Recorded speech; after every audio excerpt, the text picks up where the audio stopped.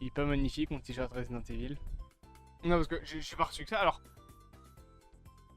je sais pas encore si je le mettrai en vidéo parce que c'est vrai que ça fait un peu bizarre de le porter. Normalement, c'est un truc qu'on porte qu'en hiver, mais on veut dire que dans mon style vestimentaire, en tout cas dans le style vestimentaire que je porte, ça se porte un petit peu à chaque période. Mais bon. Merde, il y a mes cheveux qui sont partis de l'autre côté. Comme ça? Non, comme ça. Ouais, comme ça.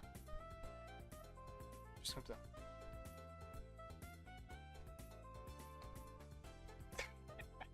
Bon, faut que j'aille chez le coiffeur parce que du coup mes cheveux sont trop longs de ce côté-là, mais voilà.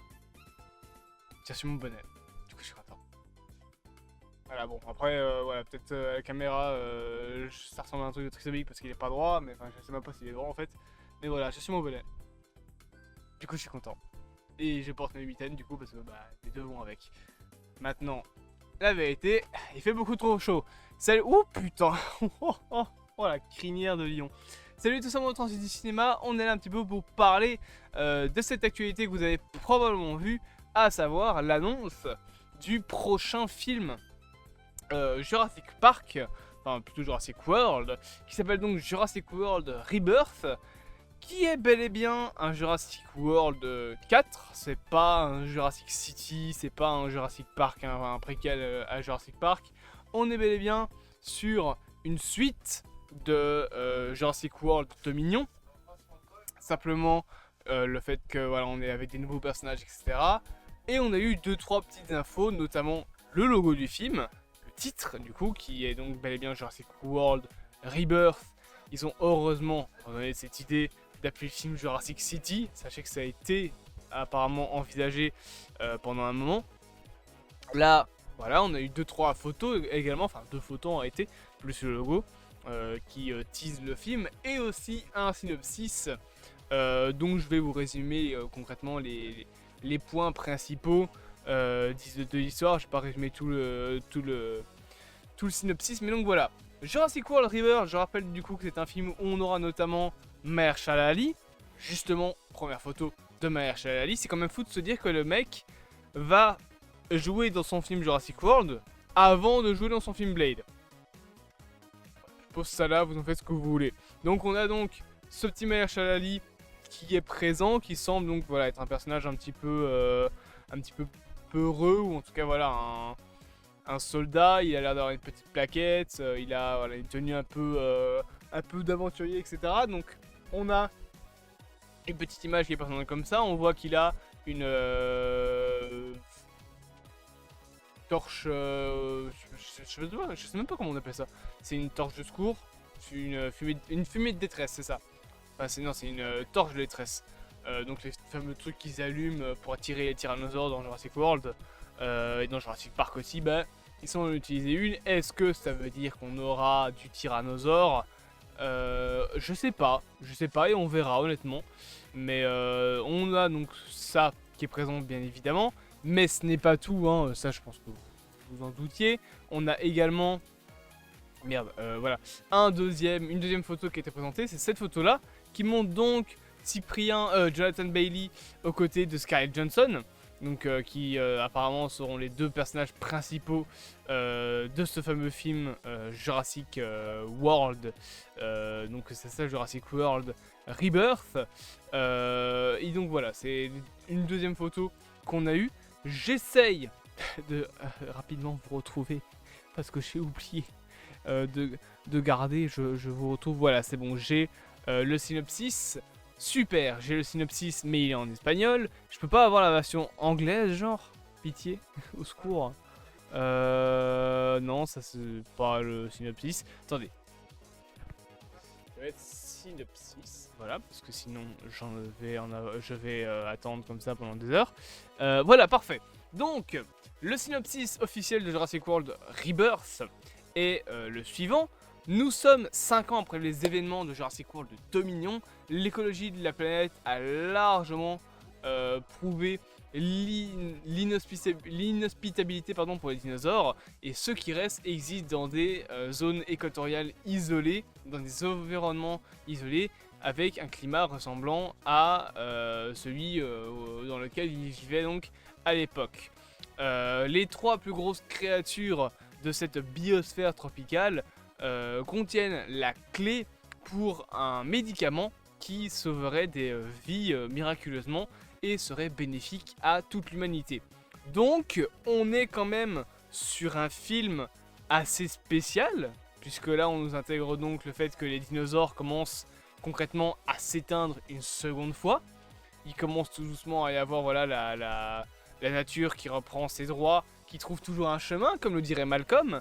Enfin Malcolm, pas Malcolm, Malcolm il a rien à voir avec ça. Malcolm, donc Ian Malcolm.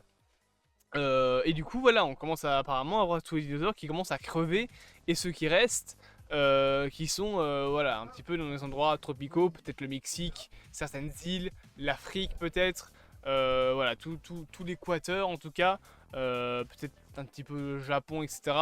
Donc voilà, les dinosaures un petit peu s'adaptent et essayent de trouver les climats dans lesquels ils sont propices.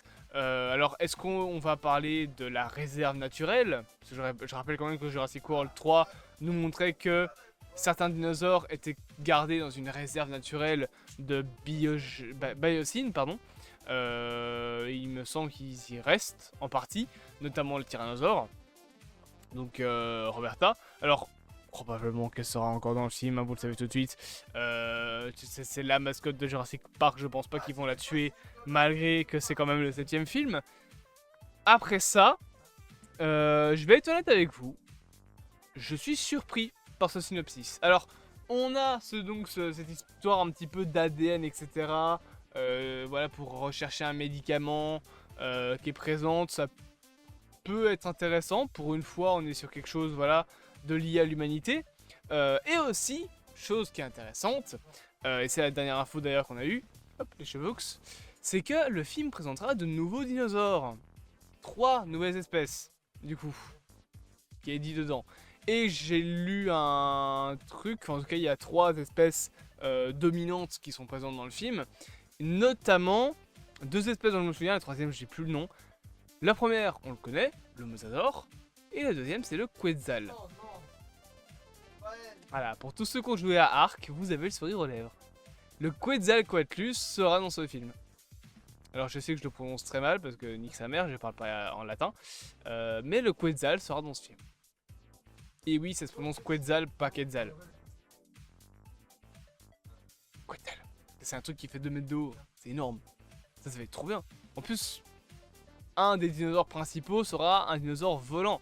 Et en plus de ça, on a des nouvelles espèces. Alors bon, mosasaure on connaît, mais Quetzal, c'est quelque chose de nouveau.